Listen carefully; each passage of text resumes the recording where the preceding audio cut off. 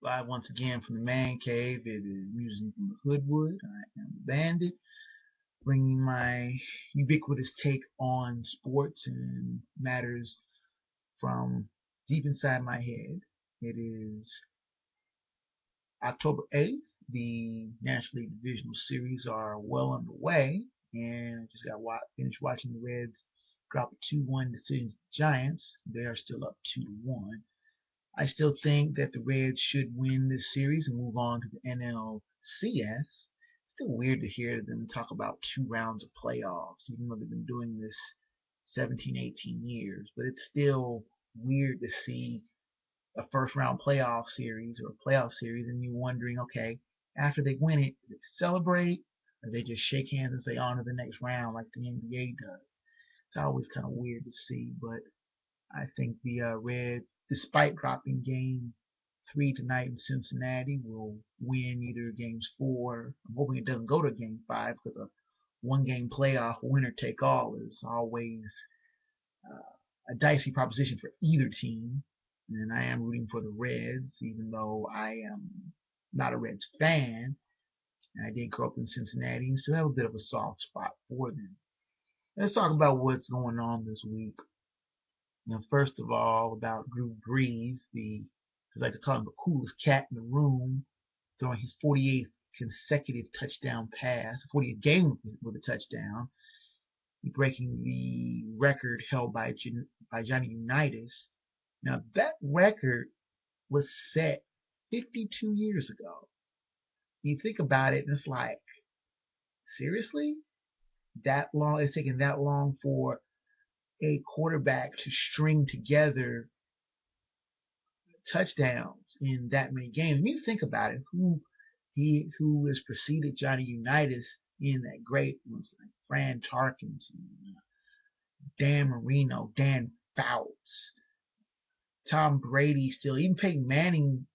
He's been playing for quite a long time. Brett Favre has over 500 touchdown passes, but he didn't string together 47 in a row. And you think about that, that means that the Saints have not been shut out in going on 3 years, 48 games. That's 3 full seasons, 16 games a season. That's a long way to go. People don't appreciate how long it's been since 48 games in a row. And I don't think Breeze is going to have any signs of slowing down.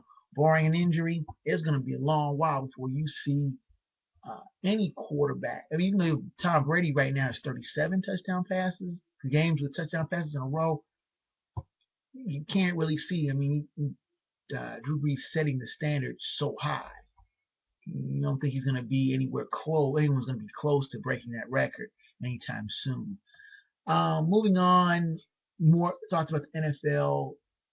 Everybody wants to talk about Tebow. Tebow this, Tebow that. I like Mark Sanchez. I really do. I never really had a fondness for USC quarterbacks. I always thought they were kind of soft. But there's something about Sanchez and his toughness that I do like.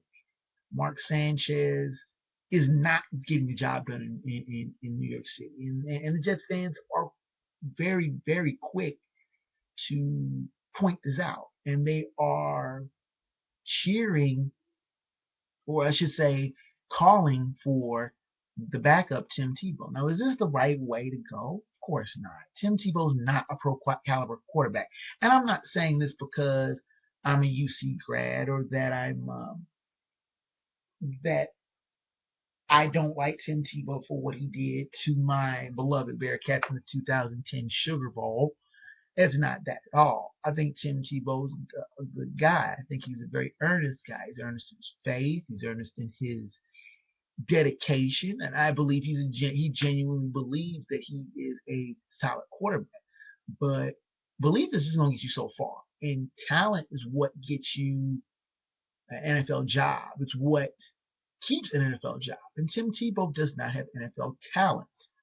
Yeah, he can run. Yeah, he can scramble and make plays out of nothing. But that's a characteristic of a fullback. It's not characteristic of a quarterback. His arm strength isn't good enough. His game decisions aren't good enough. He makes bad throws. And no matter how much lipstick and cosmetic you put on a pig, it's still poor. It's still a pig.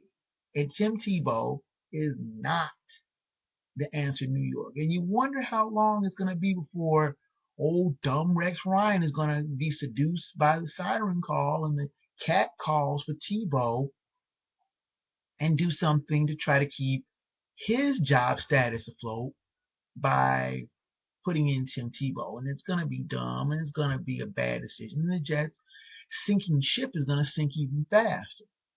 Getting back to Major League Baseball, I spoke about the Reds losing Game 3 of the divisional series this evening, and everybody is talking about how the playoffs have been set up, and Bud Selig more or less thought he was genius for introducing the second wild card. The Rangers collapse in the last week was pretty bad, and the Orioles finished off that collapse by shooting them out of the playoffs and then moving on to the divisional series where they're now currently tied with the Yankees. I still think it's a crop that the lower seeded teams get to host the first two games. I mean, you're supposed to talk about a home field advantage. And Major League Baseball was talking about logistics that I don't believe that. I don't think that it was going to be that much of a scramble to schedule a 2-2-1. I mean, the first team goes out, and Team A has the home field advantage, the better record, and has to go out to another team, to Team B, who has the worst record, and they don't necessarily have to win either games out there, but then having to go home and win 3 straight in their own venue is going to be a pretty tall task. As to Oakland A's, they lost the first 2 games through no fault so no blame of Justin Verlander, who pitched a brilliant game 1, and they were able to win game 2. Tigers were able to win game 2 on a walk-off sac fly. Now the series shifts back to Oakland, and now the A's, despite having won the West, despite having won 94 games, now have to win 3 straight in Oakland to move on to the league championship series. Can they do it? They're 50-31 at home. They're a good team. They can make that 3-game sweep, just like they swept the Texas Rangers when they needed to win all 3 games just to win the division. But you kind of wonder if the A's get beat, whether it be tonight, tomorrow, or Thursday, how much of an advantage it would have been had they started those first 2 games in Oakland, then having to go to Detroit, and then with a 5th game, a do or die 5th game back in Oakland. I said Oakland. I said going starting in Oakland, then going to Detroit, and then coming back to Oakland. But I still think the Tigers. I think the Tigers are better than that 88-74 record let on, and I think that they can beat the A's either 3-game sweep. Well, I'm thinking they're going to probably win it in 5. Because I think Oakland's going to win 3 games, 3 and 4, and then the Tigers are going to throw Justin Verlander in, and that's going to be all she wrote. The Tigers won't beat the Yankees, unfortunately, because as much as you hate the Yankees, they have just way too many good bats. Their pitching is suspect, but I think they have enough to win the American League. Now, I'm not going to rule out the Tigers because Miguel Cabrera is an absolute pimp, and Verlander and Max Scherzer are a better 1-2 punch than the Yankees can throw at them. That being said, it's the Yankees. It's October. The Yankees play well in October. It's just something that they do. Speaking of the Yankees, I read this yesterday and I was like, seriously, are you kidding me? Maryland State Troopers asking players for autographs and the dugout with the security in the middle of the game.